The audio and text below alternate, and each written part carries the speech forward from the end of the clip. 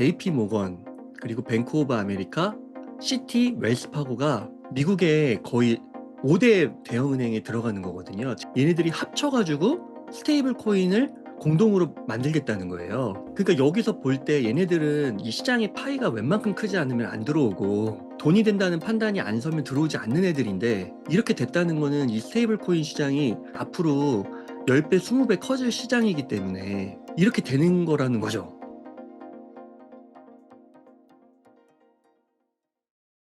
네, 안녕하세요. 성정길입니다. 네, 오늘도 웅달님 모시고 이야기 나눠보겠습니다. 네, 안녕하세요. 네, 안녕하세요.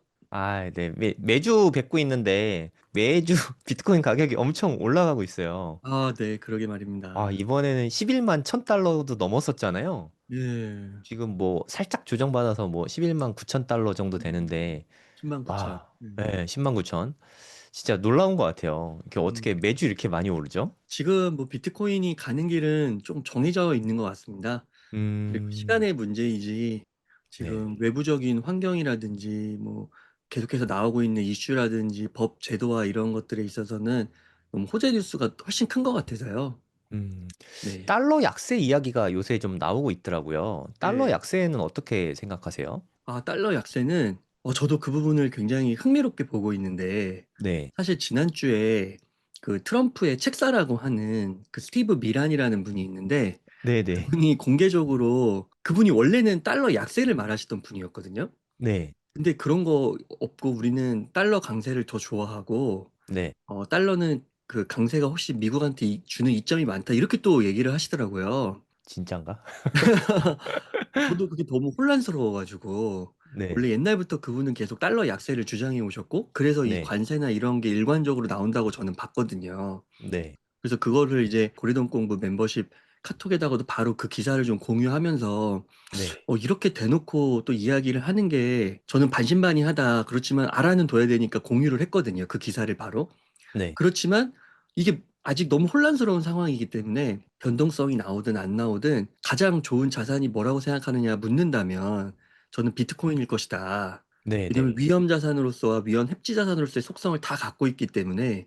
음, 그리고 이번에도 다 보여줬잖아요. 이 위험 속에서 빠르게 반등하는, 그럼 네. 고점을 회복하는 이런 모습을 볼 때 비트코인이 가장 낫다라는 거죠. 웬만한 미국 주식보다는요. 그래서 음. 그런 걸 좀 빠르게 전달드렸었습니다. 우리가 지난주에 만나서 미국 국채가 너무 안 팔려가지고 지니어스 법안 통과시켜서 스테이블 코인을 좀 부흥시키려고 한다 이런 얘기를 좀 했었잖아요. 네. 그게 점점 더 심화되고 있는 것 같거든요. 그 스테이블 코인 잘 말씀해 주셨는데, 네, 지금 그 또 주말간에 엄청난 뉴스 하나가 나왔는데, 네, 그 JP 모건, 그리고 뱅크 오브 아메리카, 시티, 웰스파고가 미국의 거의 5대 대형은행에 들어가는 거거든요. JP 모건이 네. 1등이고 BOA가 2등인데, 얘네들이 합쳐가지고 스테이블 코인을 공동으로 만들겠다는 거예요. 와, 이거 진짜 엄청난 거 아니에요? 그러니까 이게 각자가 만드는 것도 아니고, 네.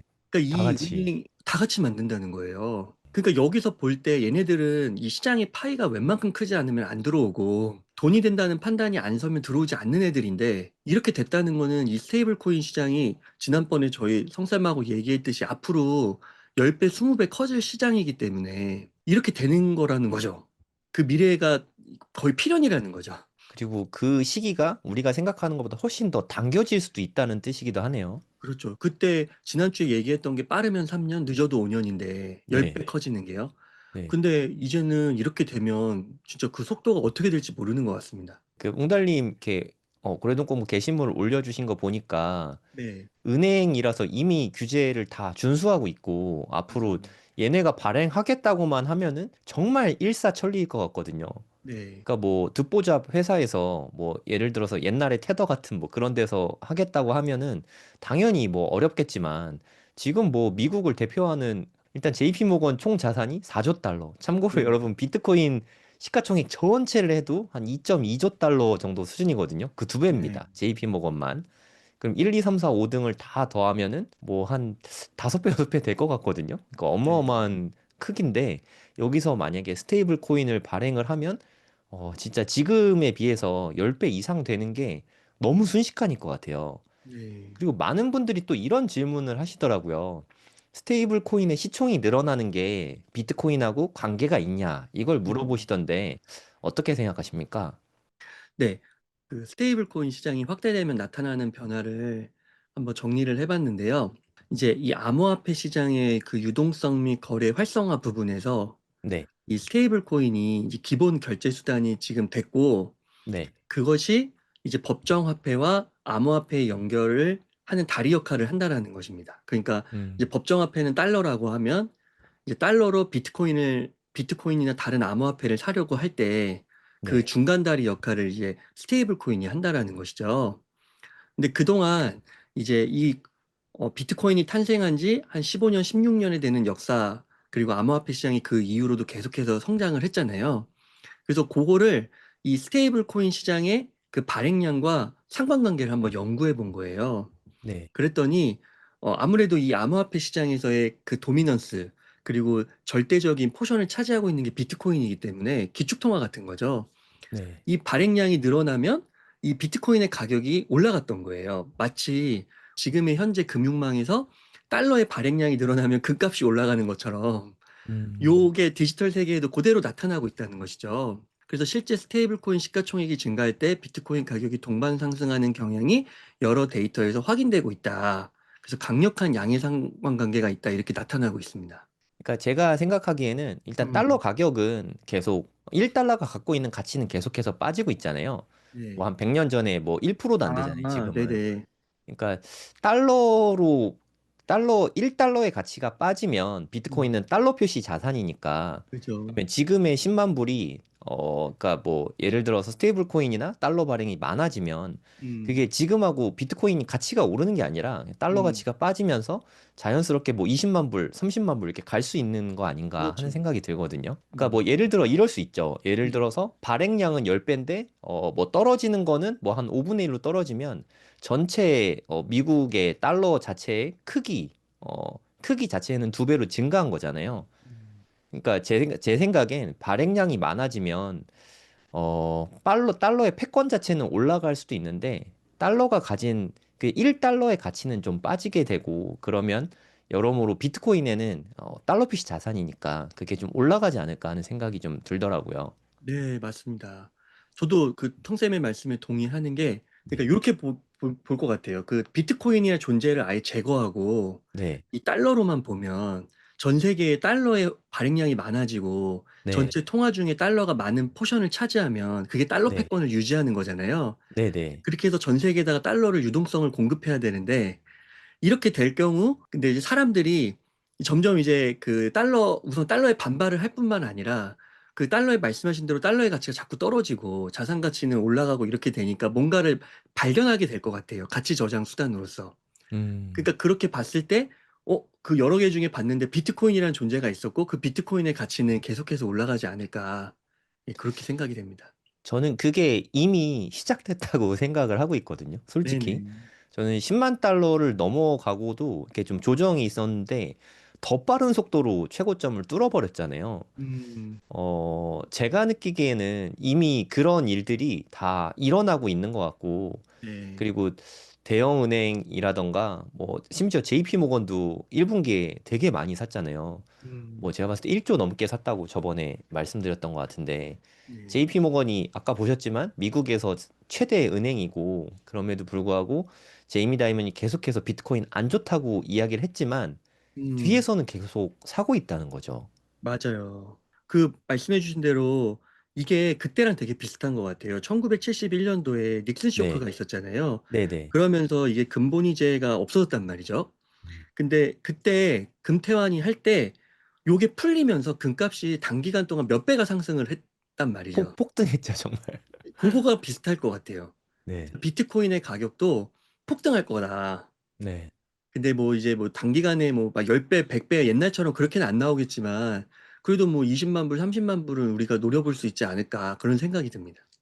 그러니까 저는 되게 좀 안타까운 게, 미국이 달러를 지금 엄청나게 찍어내고 있고, 미국 정부 자체에 뭐 디폴트 우려까지도 사실 나오는 상황이잖아요. 네. 그 미국 정부의 부채가 거의 37조 달러에 가까우니까, 어, 뭐 그게 애플 같은 회사 한 12개가 넘는 그 정도의 부채잖아요. 네. 그래서 그 엄청난 부채를 계속 또 국채를 발행하고 뭐 계속해서 이자를 내기 위해서 또 국채를 발행하고 그걸 계속 반복하고 있는데 그러면 달러가 이렇게 시간이 지나면 언젠가 무너질 가능성이 있잖아요. 그러면 음.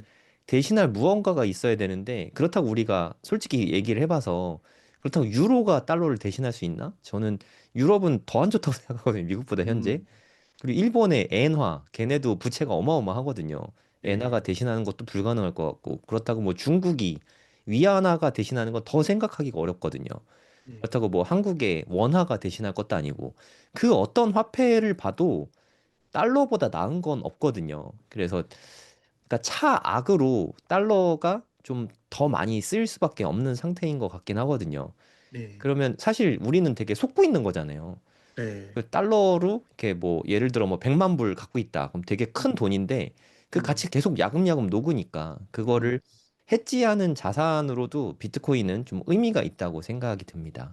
맞습니다. 그러니까 이게 최근에 나타나는 변화가 그 엄청난 패러다임의 변화 그리고 하나의 그 문명사적 사건까지도 해석하시는 분들이 있으신데 네, 이게 조금 더 들어가면은 우리나라 한국 사람들은 원화를 쓰잖아요. 네, 근데 우리 대한민국의 국민들하고 그리고 이제 성쌤하고 저하고 뭐 몇몇 분들 이렇게 고래동 공부 아니면 이렇게 주변에 있는 분들을 사회라고 한다면 지역사회 네, 그분들은 원화 가치가 이렇게 떨어지니까 달러를 갖고 싶어 하는 거죠. 네, 그래서 달러를 보유하고 싶은데 이게 재밌는 게 국가적인 차원에서 대한민국의 차원에서는 그 원화를 포기할 수가 없는 거예요. 그렇죠. 그러니까 이게 국민 사회와 국가 간의 괴리가 벌어지고 있는 그러니까 음, 그렇다고 해서 우리가 또 달러를 다 이렇게 갖게 되면은 대한민국이라는 국가는 이제 위기를 맞는 거고 네, 그 후에는 또 이제 달러 중심으로 세계가 펼쳐질까? 그러니까 이게 되게 혼란스러운 엄청난 변화의 중심에 저희가 있다라는 거죠. 그래서 네. 이런 상황 속에서는 위험 해지로서 그리고 새로운 디지털 자산으로서 가치 저장소로서 부각되고 있는 비트코인이 굉장히 더 유력하게 보이는 흐름 같습니다. 그러니까 제가 생각하기에 대한민국에서 모든 국민들이 가장 자산 비중 많이 차지하는 게 부동산이잖아요. 부동산은 달러 표시 자산이 될래야 될 수가 없다고 생각하거든요, 저는. 원화 표시 자산일 수밖에 없잖아요. 그러니까 내 집 한 채를 갖고 있다는 것만으로도 저는 원화는 충분히 해칭이 돼 있다고 생각해요. 네. 오히려 원화 가치가 떨어지는 거에 대한 위험 대비가 전혀 안 되어 있잖아요.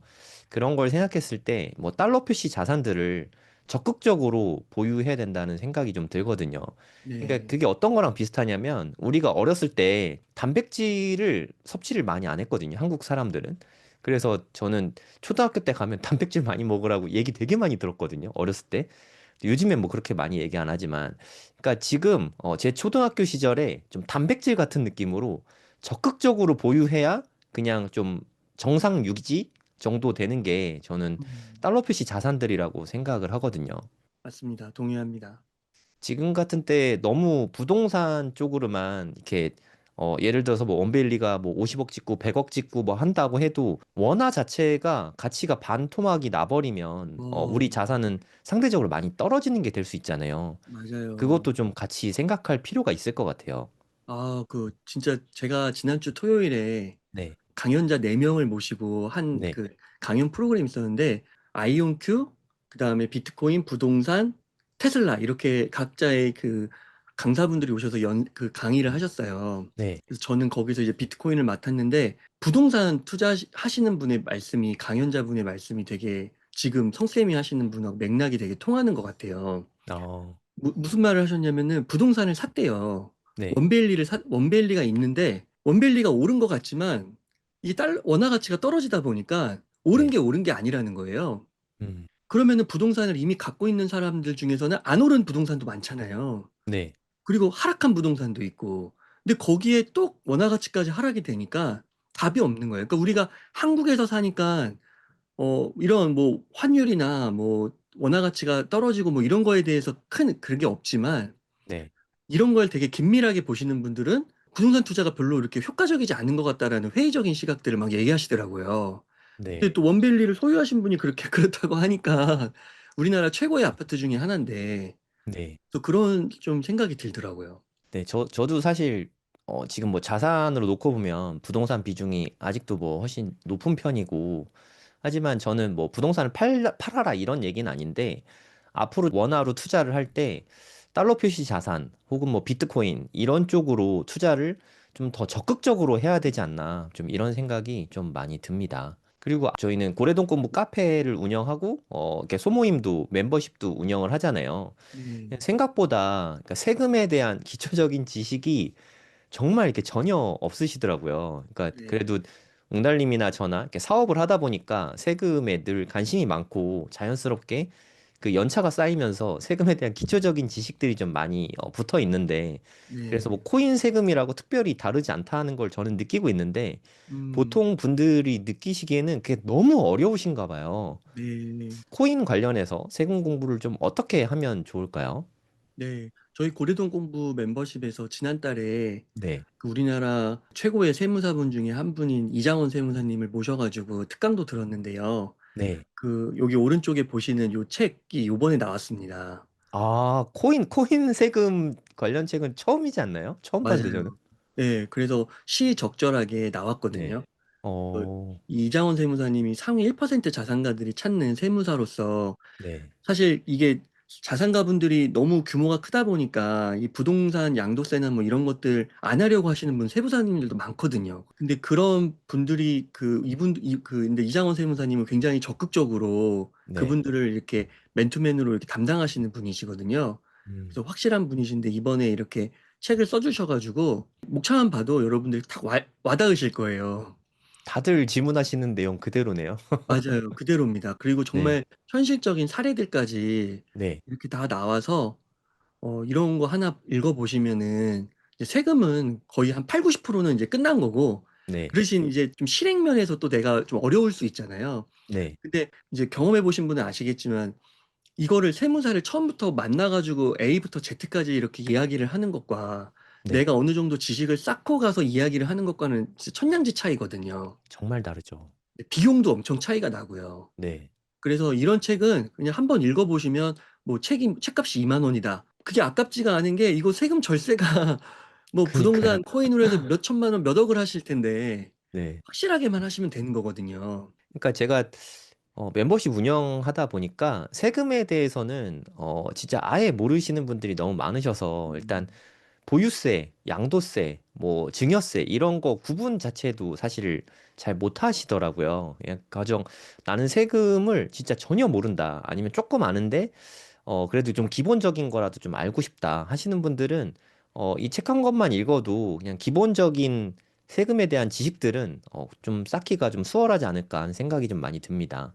네, 맞습니다. 보시면은 이 손주에게 가상자산 증여하면 오히려 이득이다. 네, 저희 멤버십에서도 질문 중에 하나가 계속 증여잖아요. 네, 맞아요. 왜냐면은 자녀나 손자, 손녀들이 나이가 어려가지고 우리나라 현행상으로는 그 가상계좌를 만들 수가 없으니까, 가상자산 투자 음, 계좌를 만들 수 없으니까 증여를 어떻게 하느냐. 네, 어떻게 매수하느냐 했는데 매수는 안 되고 증여로 방법이 있잖아요. 네. 또 그런 것들까지도 다 책에 자세하게 나와 있으니까 한번 보시면 도움 많이 되실 겁니다. 그러니까 이장원 세무사님이 고래동 공부에서 지난달에 강의해 주셨는데, 저는 진짜 속이 다 시원해질 정도로 정말 다 해결이 됐거든요. 네. 그러니까 뭐 저는 법인으로도 미국 주식을 투자하고 배당주도 투자하고 하니까 여기저기서의 세금에 대해서 이렇게 좀 고민거리였던 거, 디테일한 부분들, 그런 것들도 이장원 세무사님이 정말 쉽게 비유도 잘 들어주셔서 너무 잘 해결을 해주셨거든요.